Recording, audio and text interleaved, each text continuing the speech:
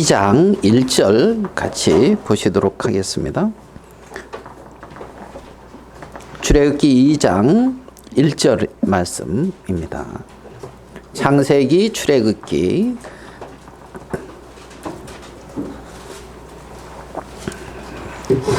2장 1절입니다. 레위 가족 중 한 사람이 가서 레위 여자에게 장가들어 그 여자가 임신하여 아들을 낳으니 그가 잘생긴 것을 보고 석 달 동안 그를 숨겼으나 더 숨길 수 없게 되매 그를 위하여 갈대 상자를 가져다가 역청과 나무진을 칠하고 아기를 거기 담아 나일 강가 갈대 사이에 두고 그 누이가 어떻게 되는지를 알려고 멀리 섰더니 바로의 딸이 목욕하러 나일강으로 내려오고 시녀들은 나일강 가를 거닐 때에 그가 갈대 사이에 상자를 보고 시녀를 보내어 가져다가 열고 그 아기를 보니 아기가 우는지라. 그가 그를 불쌍히 여겨 이르되 이는 히브리 사람의 아기로다. 우리 6절까지만 이렇게 읽어 드렸습니다. 오늘 읽은 이 말씀에 요 아기가 나오는데 요 아기는 여러분 잘 아시는 이제 모세입니다. 이스라엘 백성 유대인들이 가장 이렇게 존경하는 모세, 아브라함, 모세, 다윗. 그 모세의 어떤 그러한 출생을 이렇게 오늘을 읽었습니다.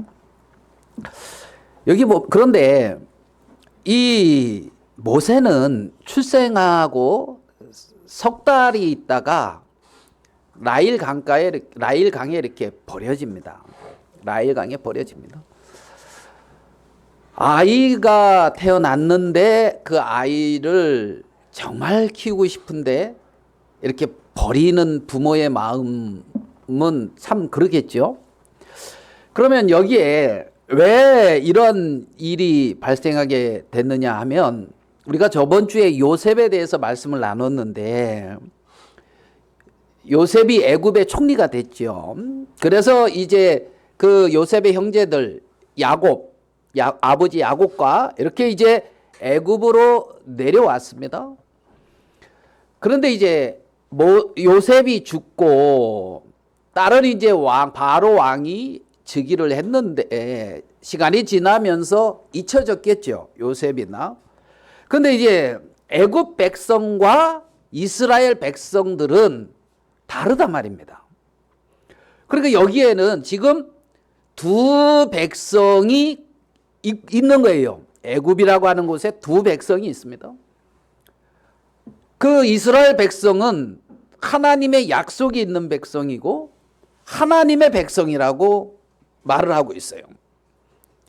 그리고 애굽 백성은 하나님의 약속과 상관이 없고 하나님을 섬기지 아니하는, 하나님을 거스리고 대적하는 애굽의 어떤 바로 왕이 다스리고 있고 하는 그러한 어떤 백성입니다.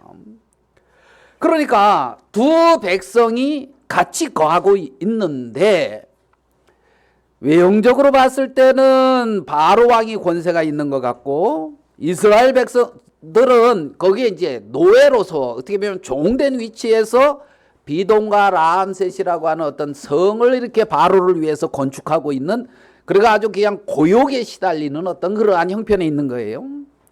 그런데 이제 백성들이 너무 많이 생육하고 번성을 해가지고 바로 왕이 볼 때에 야, 얘네들 너무 이렇게 많은데 만약에 전쟁이 나면은 이가 우리 적과 이렇게 해가지고 우리를 하면 우리가 위협이 된다 해서 이 이스라엘 백성들의 남자아이를 죽이려고 하는 거예요.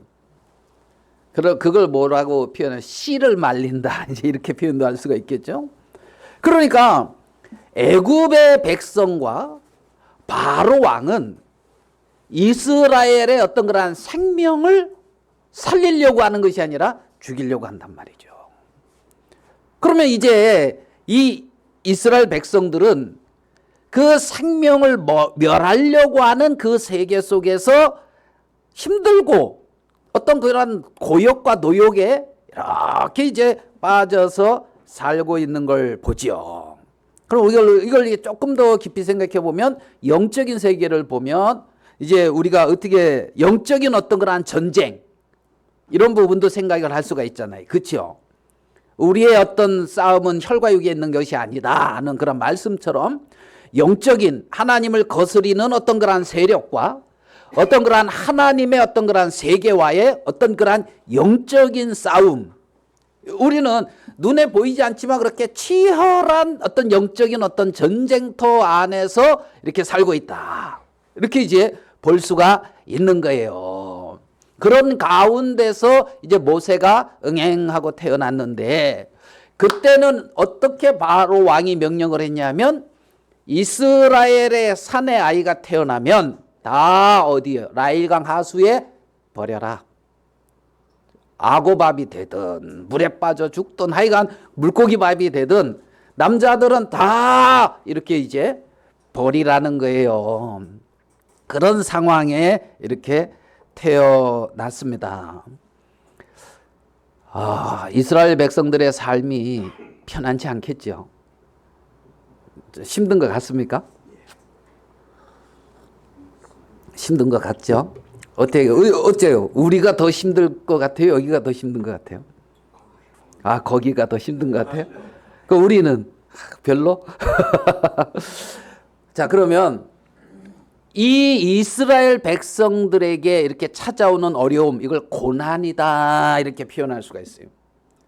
그러면 이스라엘 백성들에게 찾아오는 고난은, 어려움은 어떤 일을 하느냐 하면 이스라엘 백성들에게 자신의 정체성, 자기가 어떠한 자라는 것을 확실하게 세워주는 일을 한다는 겁니다.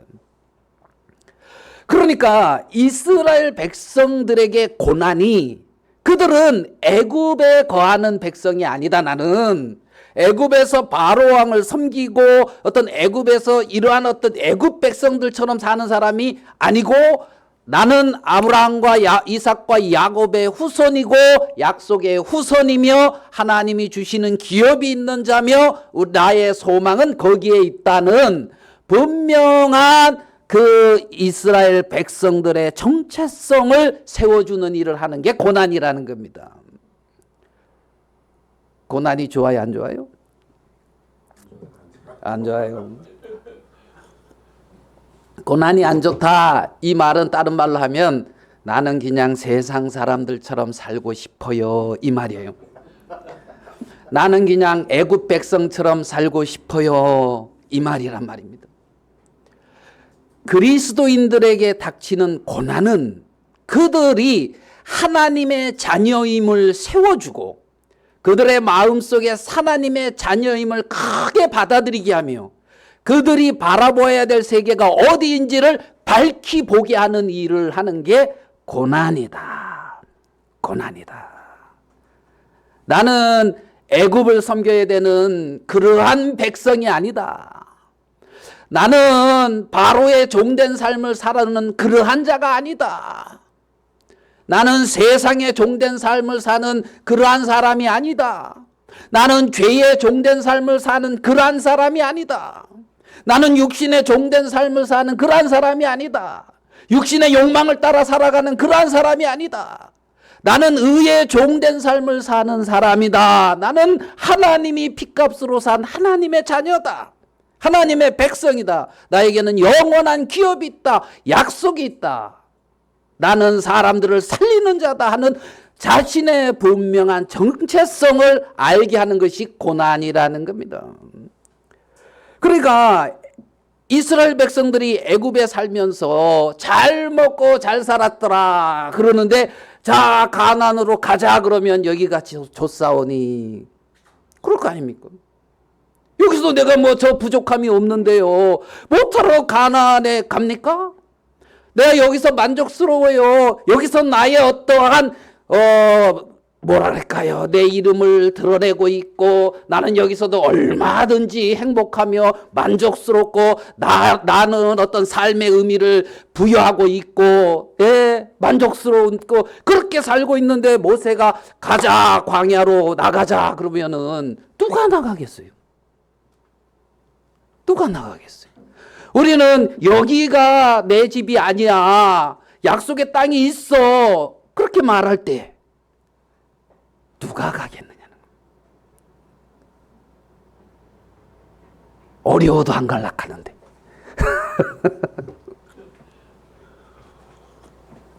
그죠? 참 어렵고 힘들어도 어떻게든 여기서 삐집고 살려고 이렇게 막 하는 이스라엘 백성들인데, 그잖아요. 애굽에서 가마솥에서 고기 구워 먹을 때가 좋았다 막 그러고 있는 이스라엘 백성들인데 그렇기 때문에 우리는 우리에게 닥치는 그러한 어려움과 문제들이 지금은 당장은 싫은 것처럼 느껴질지 몰라도 그걸로 인하여 내가 어떠한 사람이라는 사실을 알게 된다는 사실을 기억해야 되는 거예요.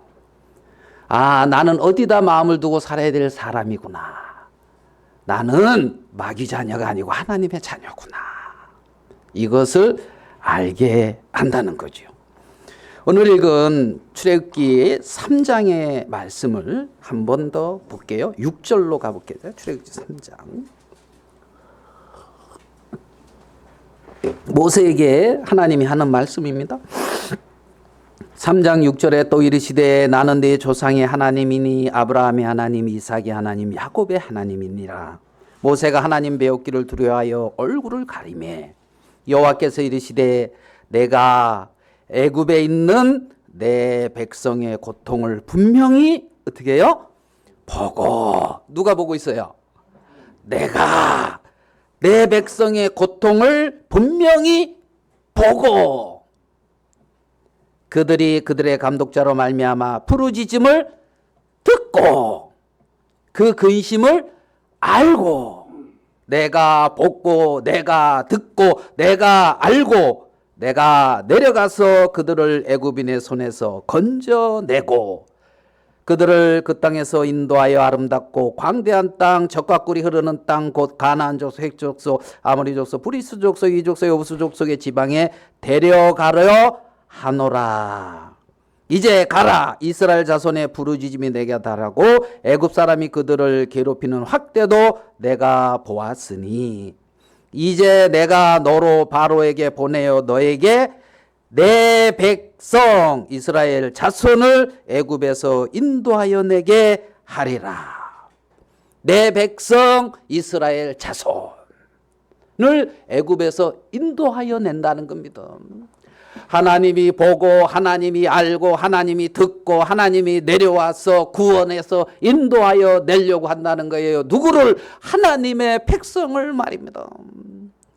그래서 이스라엘 백성들에게 찾아오는 어려움이나 고난이 결코 나쁜 것만은 아니다. 내가 어떠한 자고 어떤 사람이며 어떻게 살아야 될지 이런 것들을 알게 하는 어려움이다. 우리는 그러한 어떤 생각을 가져야 될 겁니다. 혹시 그 뭐죠? 타향이라는 노래 아십니까? 타향살이. 아, 어느 형제님 아주 그냥 즐거운 표정으로 아, 그거 막 이렇게 그런 말씀하십니다. 운전하면서 내가 졸려올 때 되게 이렇게 트로트나 이런 걸 그런 걸 불러요. 그러면 옆에서 뭐라 그러더라? 완전 영감. 내가 뭐 70대 할아버지랑 사냥하면서. 아, 그래서 못 부르겠어요. 근데 그게 어떻게 되냐면 타향살이 몇 해더냐 손꼽아 헤어보니. 잘하시네요. 이렇게 하잖아요. 그렇죠? 타향살이 몇 해더냐 손꼽아 헤어보니. 이스라엘 백성들이 아마 그렇게 하는 타향살이 몇 해더냐 손꼽아 헤어보니. 몇백 년이 흘렀구나 막 이러겠죠. 고향 떠난 10여 년의 청춘만 늙어. 하이 가사가 그렇죠? 타향살이 몇 해던가 손꼽아 헤어보니 고향 떠난 10여 년의 청춘만 늙어 부병 같은 내 신세가 혼자도 기막혀서 창문 열고 바라보니 하늘은 저쪽.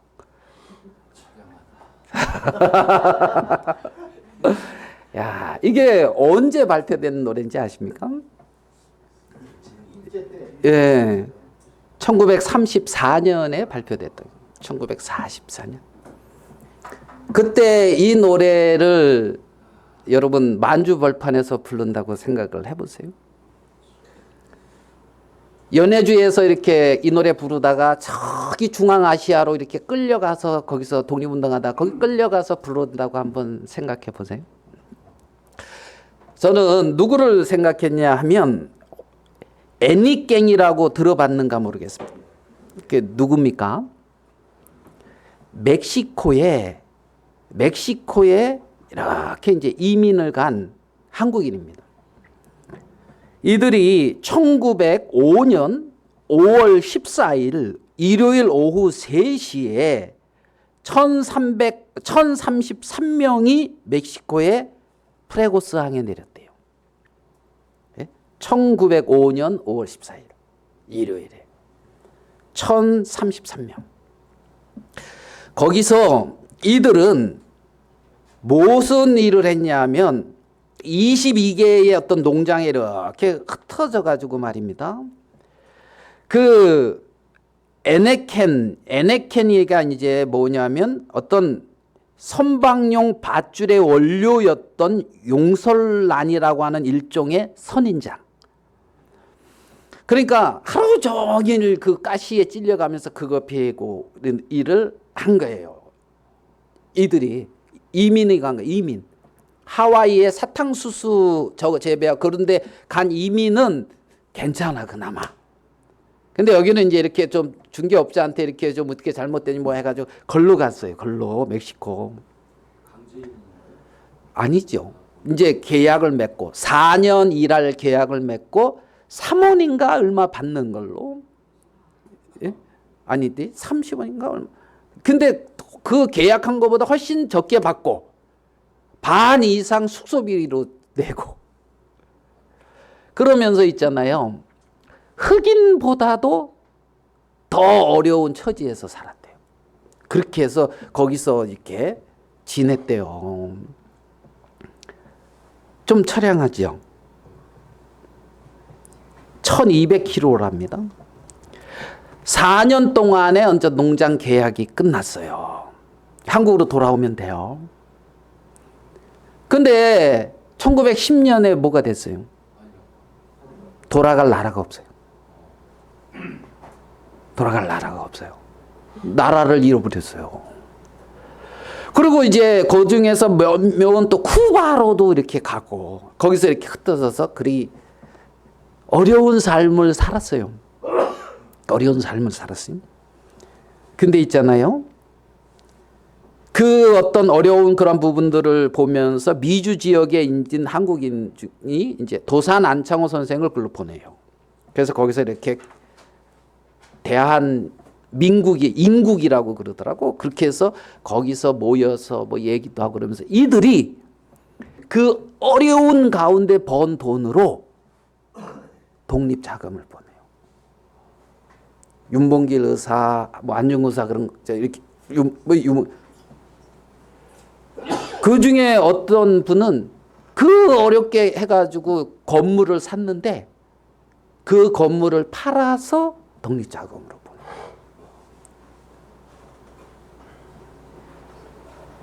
뭘 위해서? 나라를 위해서. 나라를. 그래가지고 있잖아요. 멕시코의 메리다 지역에는 지방회를 설립해서 사관 양성기관인 숙모학교를 창설해가지고 생도 118명을 배출했대요. 생도들을.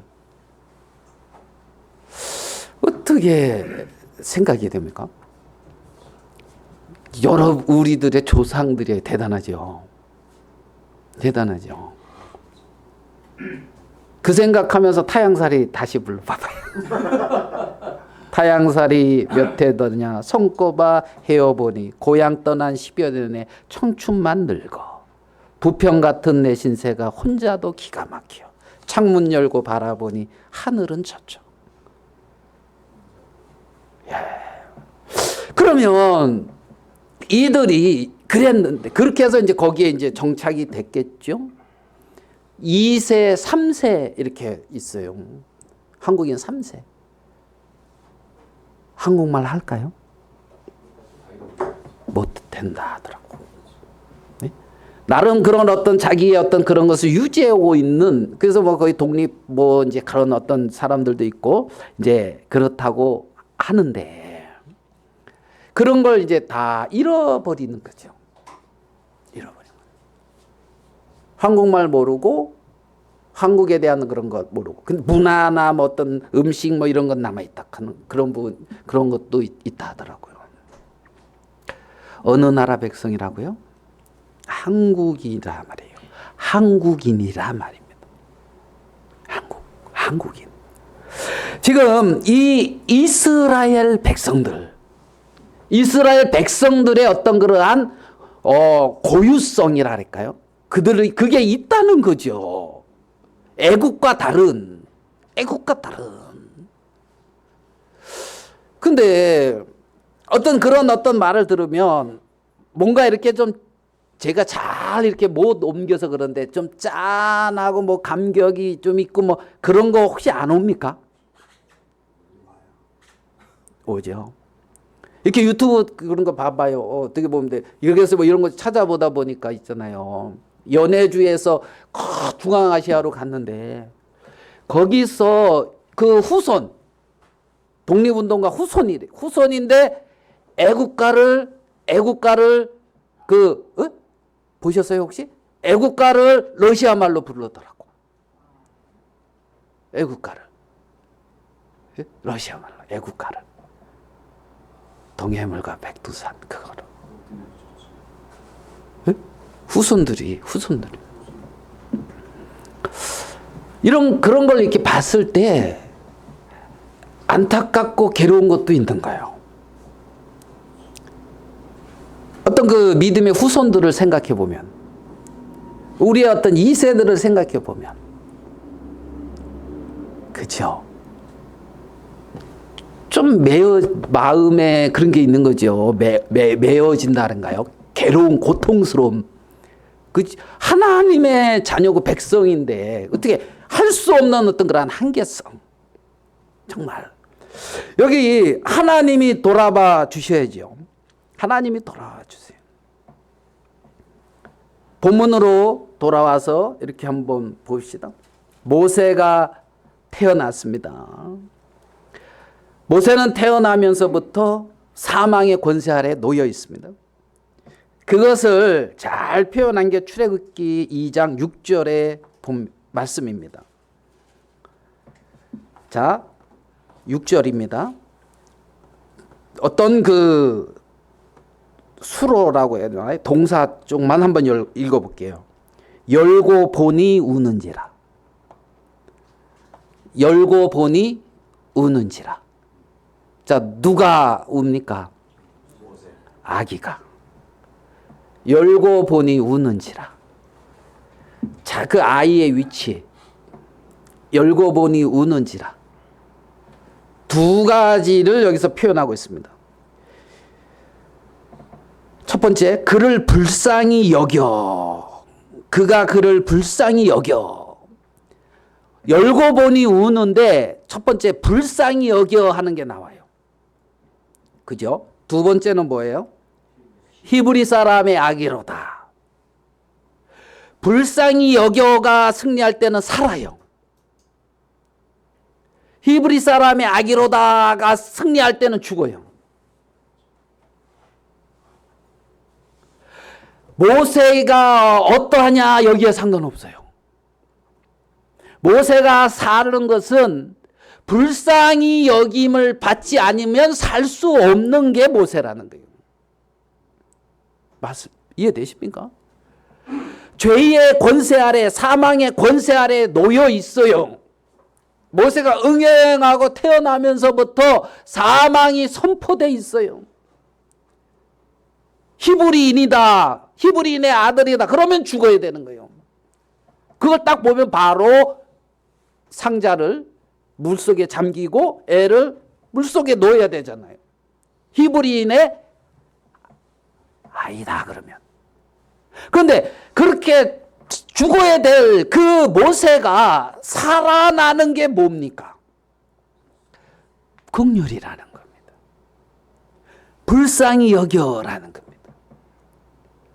그러니까 인생이 구원받을 수가 있고 내가 살 수 있는 유일한 어떤 한 가지 기대할 수 있는 게 뭐냐면 긍휼이라는 거죠. 불쌍히 여겨라는 거죠. 그래서 여기 자, 우리 한번 더 봅시다. 에베소서 2장의 4절 신약으로 와서 에베소서 2장 4절.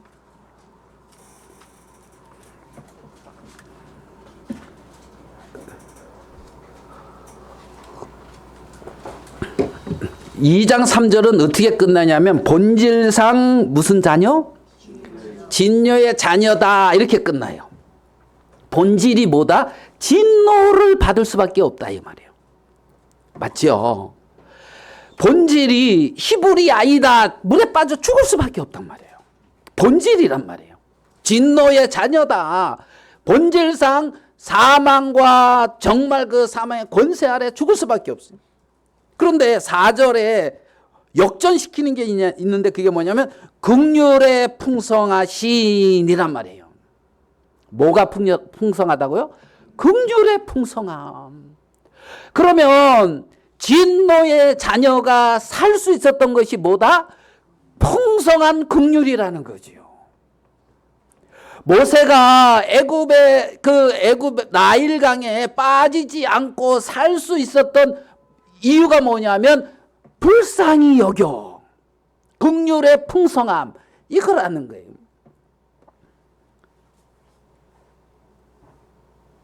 (7절로) 볼게요. 2장 7절. 이는 그리스도 예수 안에서 우리에게 자비하심으로써 그 은혜의 지극히 풍성함을 오는 여러 세대에 나타내려 하심이라. 그 은혜의 지극히 풍성함을 나타내려고 했다는 거예요. 하나님의 은혜의 지극히 큰 어떤 그 지극히 풍성함, 그렇죠? 긍휼의 풍성함, 은혜의 지극히 풍성함. 아멘 되시죠? 그러면 내가 살았다, 내가 생명이 있다, 내가 살게 됐다, 이 말은 긍휼의 풍성한 어떤 그러한 하나님의 사랑이, 그 은혜의 지극히 풍성함이 내게 임했기 때문이고, 그 임한 사람을 통하여 여러 세대의 그 은혜의 지극히 풍성함을 오는 여러 세대에 나타내기를 원했다는 거죠. 아멘 되십니까?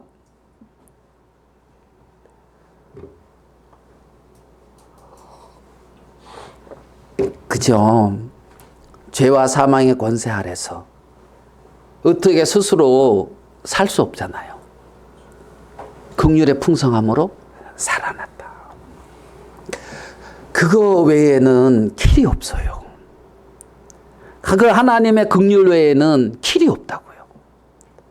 그러면 나는 뭘 자랑해야 되겠어요?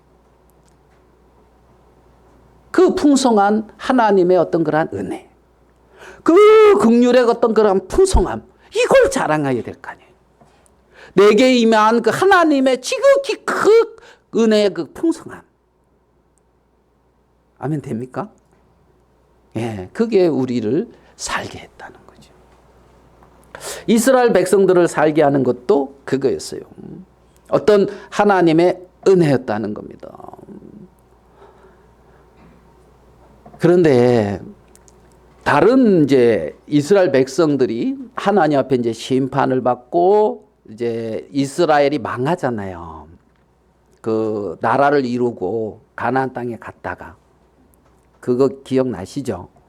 586년에 바벨론에 이제 패망을 합니다. 성전이 다 회파되고 말입니다. 그러면 그렇게 은혜를 입은 그들이 왜 그렇게 망하게 되냐는 거예요. 긍휼에 풍성하신 하나님의 그 긍휼의 풍성함이 어디로 가냐는 거죠. 그렇잖아요. 마땅히 죽어야 되는 살렸는데 왜 이런 패망이 왔느냐. 우리가 그 부분을 에스겔서 16장 말씀을 가지고 조금 더 살펴보고자 합니다. 에스겔서 16장입니다.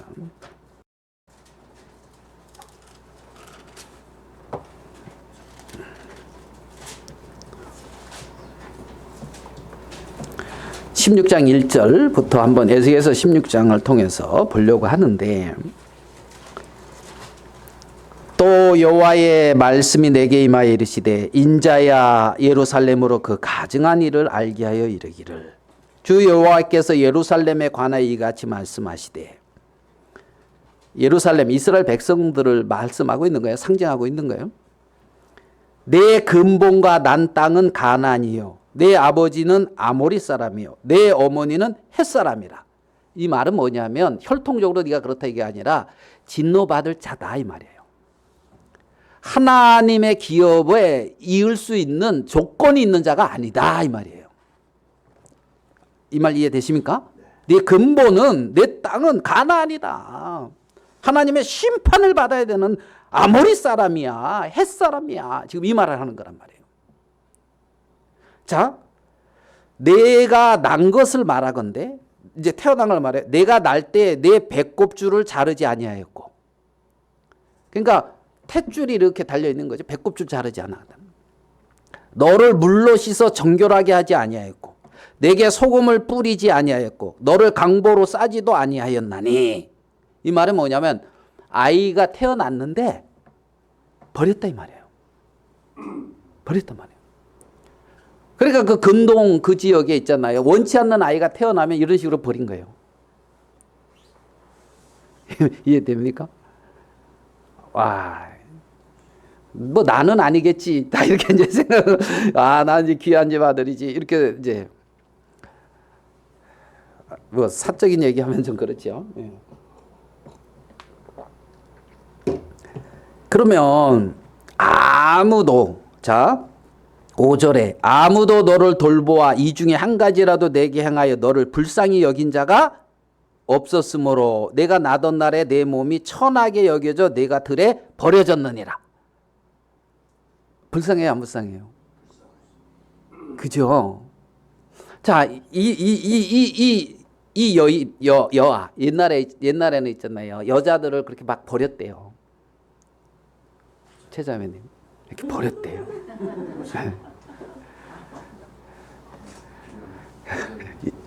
옛날에 형제님은 귀하구나. 지금 이제 여자를 이제 사람 취급 안 하고 있잖아요. 그냥 재산 취급하고. 네? 그래가지고 막 이렇게.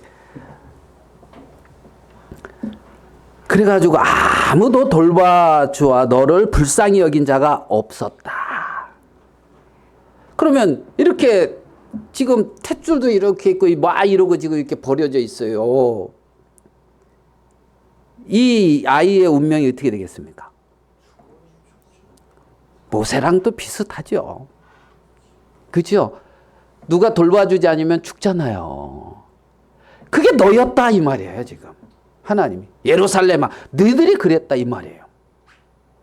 이해됩니까? 그래서 있잖아요. 6절에 내가 내 곁으로 지나갈 때 내가 피투성이가 되어 발짓하시는 것을 보고 내게 이르기를 너는 피투성이라도 살아있으라. 다시 이르기를 너는 피투성이라도 살아있으라. 이게 살아라, 너는 피투성이라도 살아라. 이게 명령문이라. 명령문.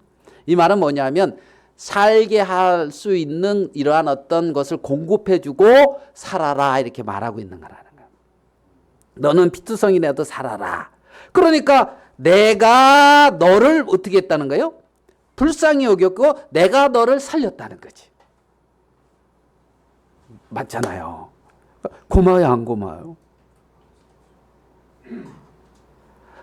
다 놔두지 왜 살렸어? 나 그냥 죽으면 만사 그냥 아이고 뭐 윈수 덩어리 보지도 않고 그냥 죽고 뭐 그냥 편하게 그냥 끝날 건데 뭐 이랬습니까?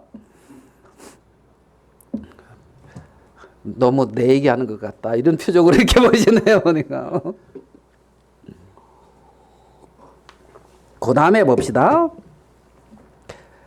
7절 내가 너를 들의 풀같이 많게 하였더니 내가 크게 자라고 심히 아름다우며 유방이 뚜렷하고 내 머리털이 자랐으나 내가 여전히 벌거벗은 알몸이라.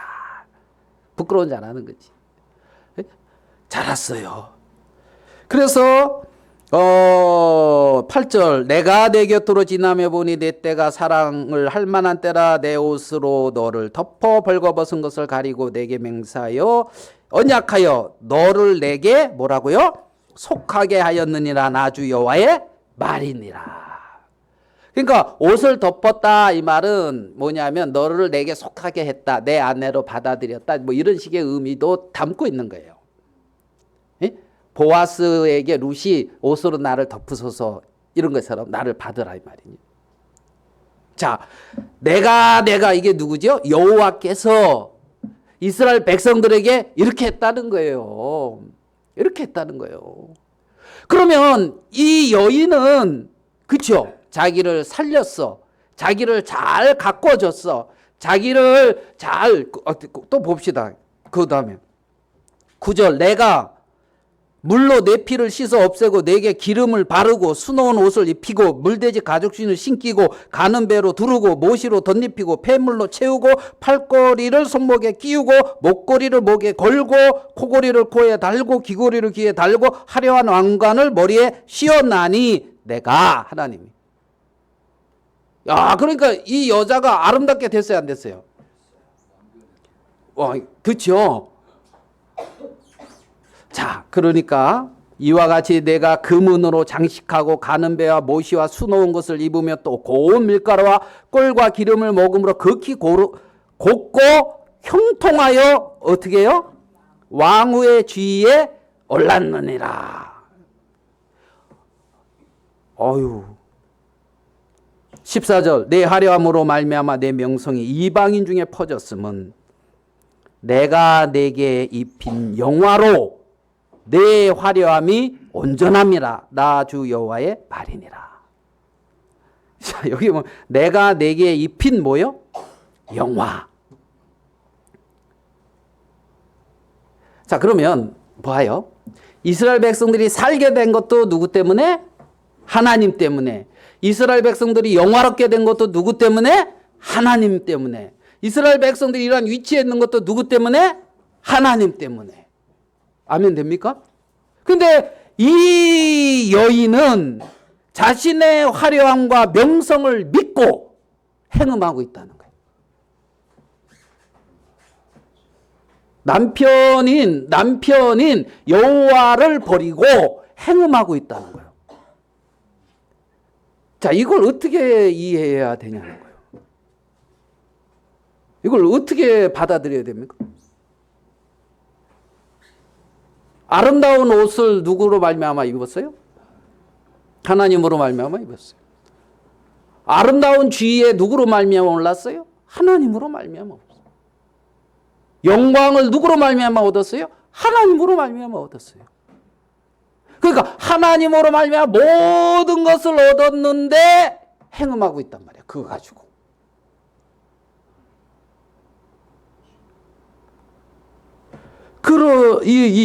그래서 이 부분을 잘 말하고 있는 것이 여기에 뭐 이제 행음하는 얘기가 막 나와요. 행음하는 32절 한 구절로 그냥 정리합시다.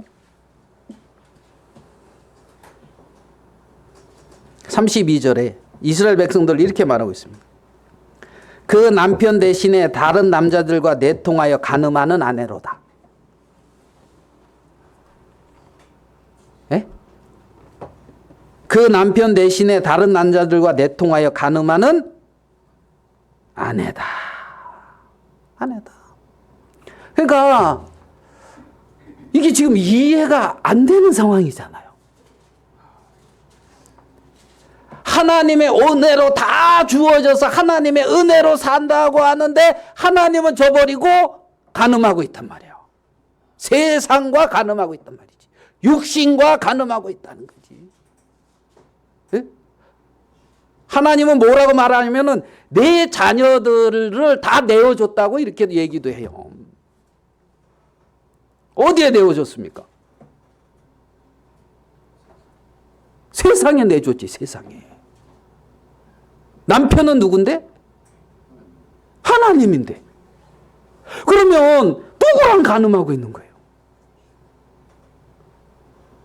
그게 이스라엘 백성들의 모습이라는 겁니다. 이스라엘 백성들의 형편이라는 겁니다.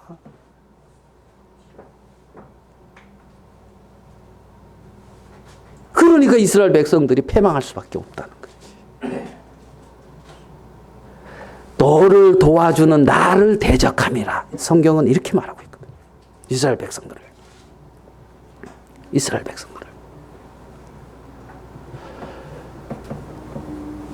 지금 하나님의 큰 긍휼을 잊고 하나님의 큰 사랑을 잊고 하나님의 은혜를 잊고 애국 백성이 아니라 하나님의 백성이 됐고 하나님으로 말미암아 살았다는 거예요. 나라를 이루었다는 거예요. 영광을 얻었다는 거예요.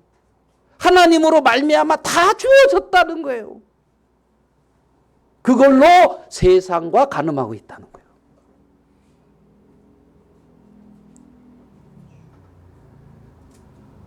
그걸로 세상과 짝하고 있으면서 나도 세상에 내주고 자녀들도 세상에 내주고 그렇게 살고 있는 게 이스라엘 백성이라는 겁니다.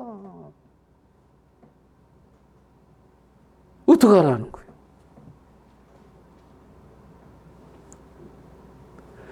그래서 이스라엘 백성들이 패망을 당하는 거예요.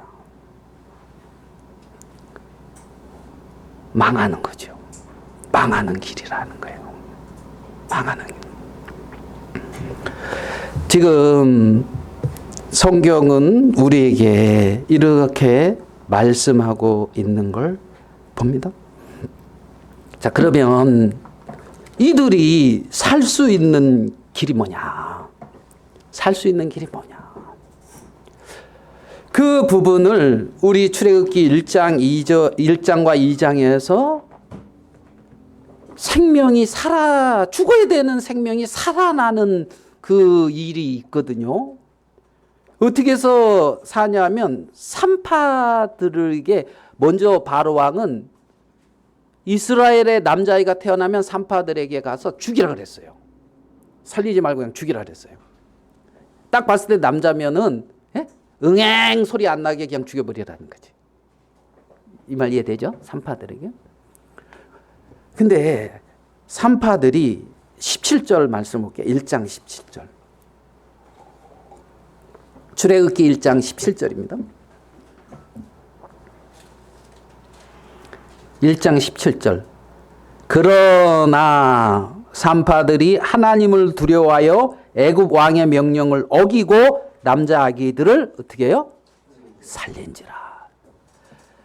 그러나 산파들이 누구를 두려워합니까?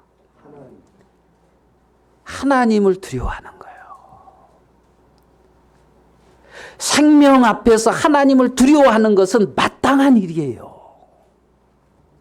하나님을 두려워하는 그것, 그 마음, 생명 앞에서 하나님을 두려워함으로 생명을 살리는 그 마음, 애굽 왕의 명을 듣는 것이 아니라 하나님을 두려워하는 그 마음, 하나님을 경외하는 그 마음, 마땅히 두려워할 자가 하나님이라는 거예요.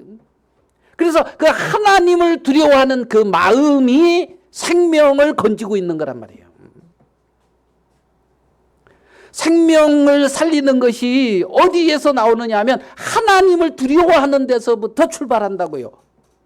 그걸 경외한다 이렇게 표현을 해요. 하나님을 경외한다. 그래서 자 20절로 1장 20절 하나님이 그 산파들에게 은혜를 베푸시니 그 백성은 번성하고 매우 강해지니라. 그 산파들은 어떻게 해요? 하나님을 경외하였으므로 하나님이 그들의 집안을 흥왕하게 하신지라. 세상 권세는 하나님의 생명을 죽이는 일을 합니다. 거기서 벗어날 수 있는 유일한 길은 하나님을 두려워하는 겁니다. 하나님을 경외하는 겁니다. 오늘 출애굽기 1장에서 이스라엘 백성들의 남자아이들이 죽지 않고 살아나서 아마 아론도 그래서 살았을지 몰라요. 그죠?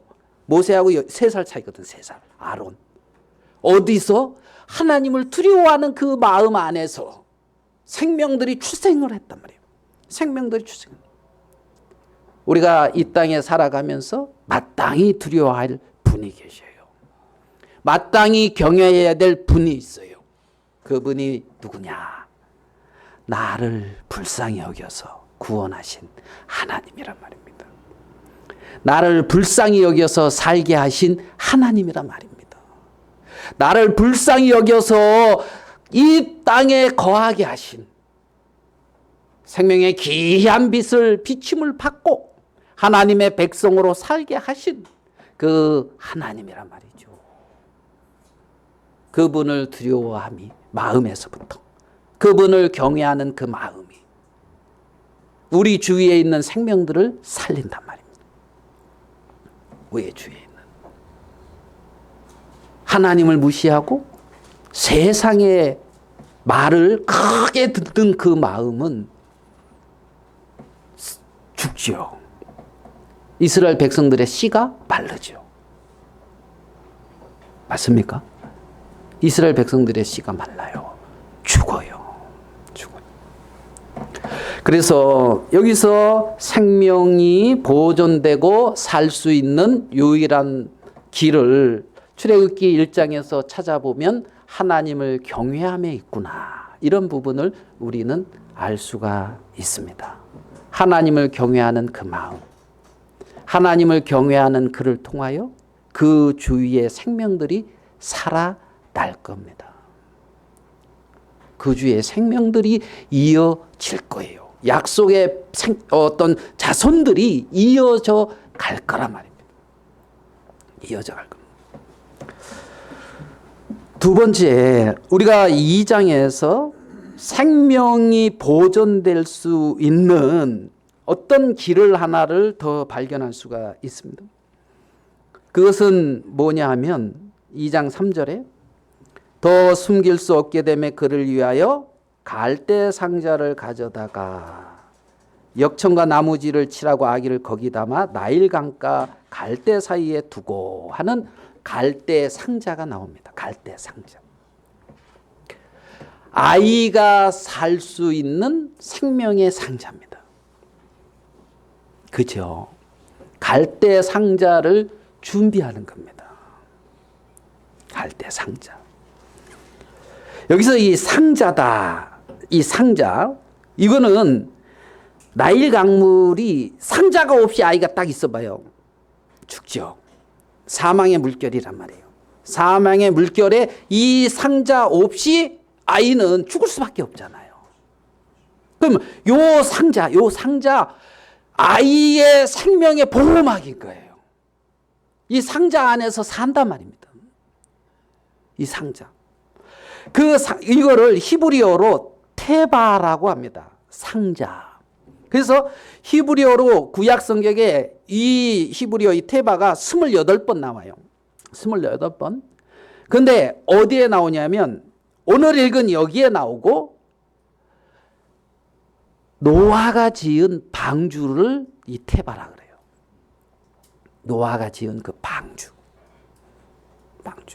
그러니까 이 방주와 이 갈상자에게 테바라고 하는 그러한 히브리어를 사용했어요. 상자라고 하는. 그러면 노아 방주와 이 갈상자, 이 말 이해되시죠? 이 두 개의 공통점은 뭐냐면은 사망의 물결에서 보호해 준다는 겁니다. 생명을 보존해 준다는 겁니다. 그게 이 갈대 상자예요. 그게 방주예요. 방주. 그러면 지금 이 아이에게, 정말 그 사망이 선포된 이 아이에게 뭐가 필요하냐면 갈대 상자가 필요한 거예요. 노아에게 뭐가 필요하냐면 방주가 필요한 거예요. 하나님의 심판을 면하고 사망에 있지 아니하고 생명 가운데 거할 수 있는 것은 뭐다? 방주가 필요하다는 거예요. 갈대 상자가 필요하다는 거죠.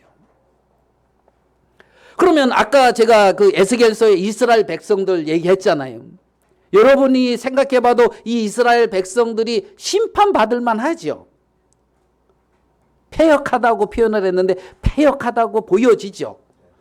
패역하고 완고하고, 그렇죠? 심판받아 마땅하지요. 맞죠? 그런데 그들에게 이 사망의 권세에서 지켜줄 수 있는 이 나무 상자 같은 이 갈상자가 있어야 한다는 거죠.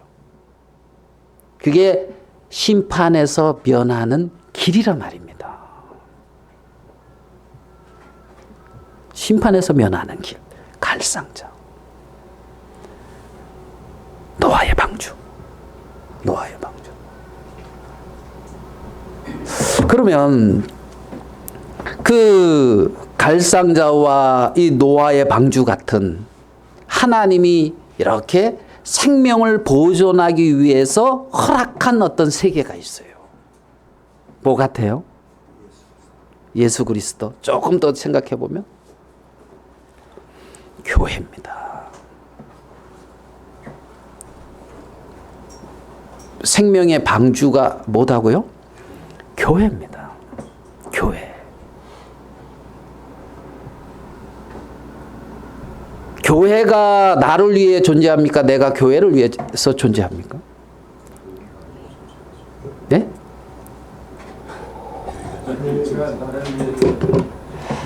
내가 교회를 위해서 존재합니까? 교회가 나를 위해서 존재합니까? 그렇죠. 교회가 나를 살리는 거란 말입니다. 교회가 나를 위해서 존재하고 있는 거란 말이에요.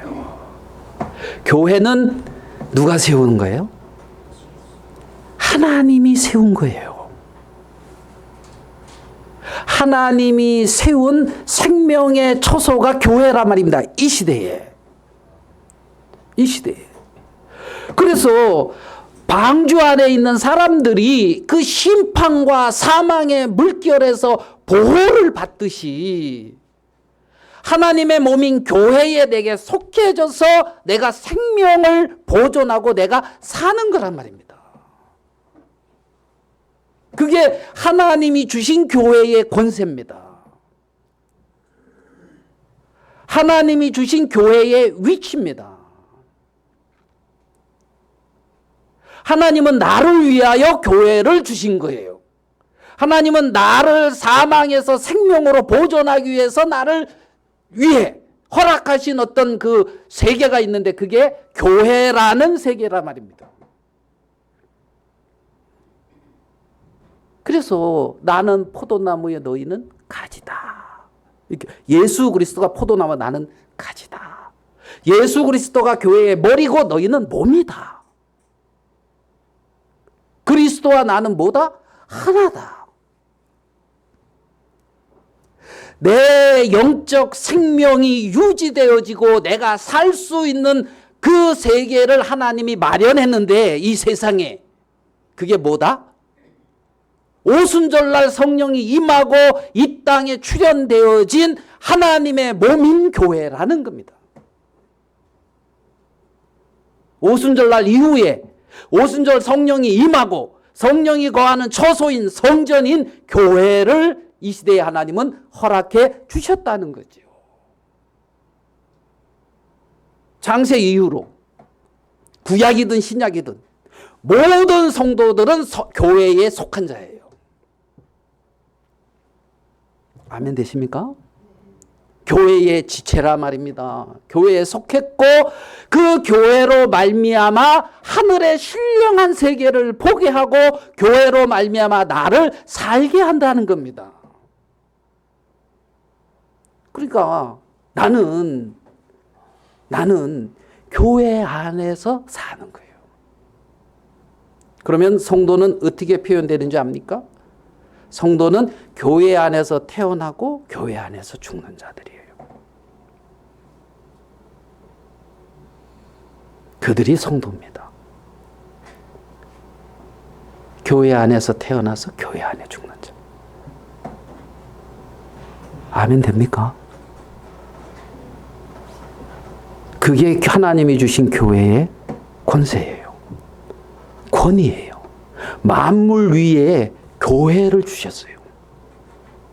교회의 머리로 예수 그리스도를 허락해 주셨어요.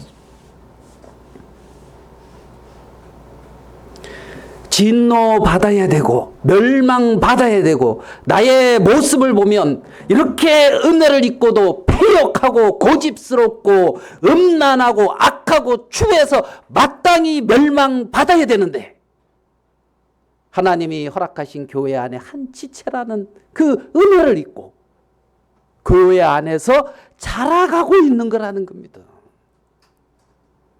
세상의 어떤 흑암의 권세에서부터 나를 지키고 있는 거라는 겁니다. 이 모세가 그 갈상자 안에서 생명을 유지하고 있는 거예요. 노아가 방주 안에서 심판을 면하고 생명을 보존하고 있는 거란 말입니다. 그것이 성도들을 두신 하나님이 성도들에게 허락한 위치인 거예요. 그래서 우리는 출애굽기 2장에서 그렇게 생명이 태어났는데 그 생명이 보존되어지는 원리를 이 나무 상자에서 갈상자에서 찾을 수 있는 거예요. 생명이 보존되는 그 원리를 말입니다. 내가 교회를 위해서 무엇을 하는 자가 아니라 하나님이 교회를 허락하셔서 나를 영적으로 살리고 양육하고 나를 세워가는 거지요. 내가 교회를 섬긴다 외형적으로 만약에 그러면 하나님이 주신 은혜가 커서 그 은혜의 표현으로 섬기는 거예요. 봉사를 한다 해도 뭘 한다 해도 정말 탯줄이 안 잘려져서 죽을 수밖에 없고 아무도 나를 돌아보지 않았는데 정말 내 영혼이 죄에 매여서 영원한 멸망을 당할 수밖에 없고 영원한 형벌을 당하고 지옥 갈 수밖에 없는데 아무도 안 돌아봐 줬는데 하나님이 나를 돌아보셔서 나를 씻기고 나에게 기름을 붓고 나를 살리고 나를 자라게 했단 말이에요.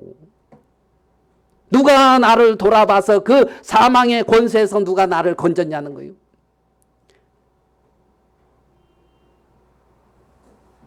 하나님의 형상으로 창조돼서 하나님을 알듯 말듯 하고 있는 그때 죄로 말미암아 오염돼 가지고 하나님이 주신 그러한 어떤 하나님에 대한 그러한 어떤 영적 세계의 갈급함은 저쪽 구석에 있는데 속에 있는데 그것이 어떻게 발휘되지 못하고 죄에 지고 육신에 지고 세상에 지고 그렇게 방황해서 결국은 탯줄도 잘리지 아니하고 죽을 수밖에 없는 그러한 영적으로 그렇게 버려진 자였는데 그를 돌아보고 씻기고 살리고 입히고 막 그렇게 꾸며져서 왕후의 지위에 나갈 수 있도록 하신 분이 누구냐는 거예요.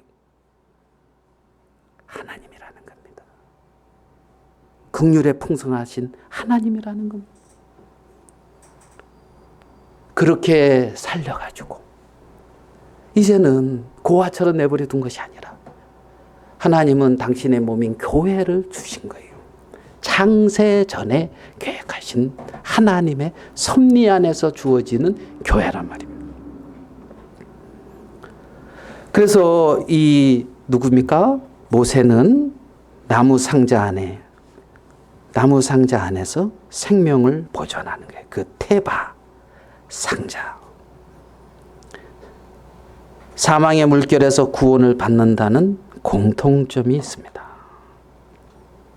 창세기 6장 14절 말씀 한 구절 보겠습니다. 창세기 6장 14절입니다.